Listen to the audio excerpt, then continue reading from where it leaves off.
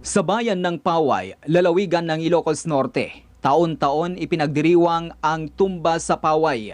Ang okasyon na ito ay ipinapakita at ginugunita ang old tradition kapag ipinagdiriwang ang undas. Nakasanayan na rin ang mga turista at mga residente ng Ilocos Norte, kasama na rin ang mga karating lalawigan ang pagdalo at panonood ng horror house. Sa dami ng mga gustong manood sa horror house ay hindi lahat nakapasok.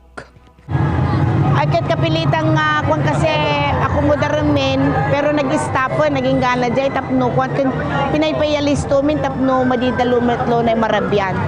Sinabi ni Mayor Elena Liagono Guerrero, ang horror house ay 2 gabi upang mabigyan naman ang mga hindi nakapasok sa unang pagbukas nito.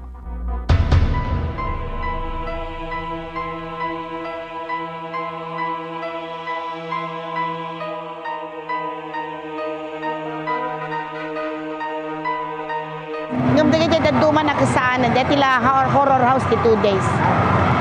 Ang aktibidad na ito ay ipinapakita ang mga nakakatakot na itsura at mga iba't ibang klase ng kababalaghan tuwing araw ng mga patay. Ang horror house sa Paway, Ilocos Norte ay taon-taon dinudumog ng mga tao at ginagawang meeting place ng mga magkakaibigan at magpapamilya. Ang Tumba sa Paway kasama ang horror house ay isang aktibidad upang sa ganon ay mas mapaigting pa ang tourism industry sa Paway, Ilocos Norte.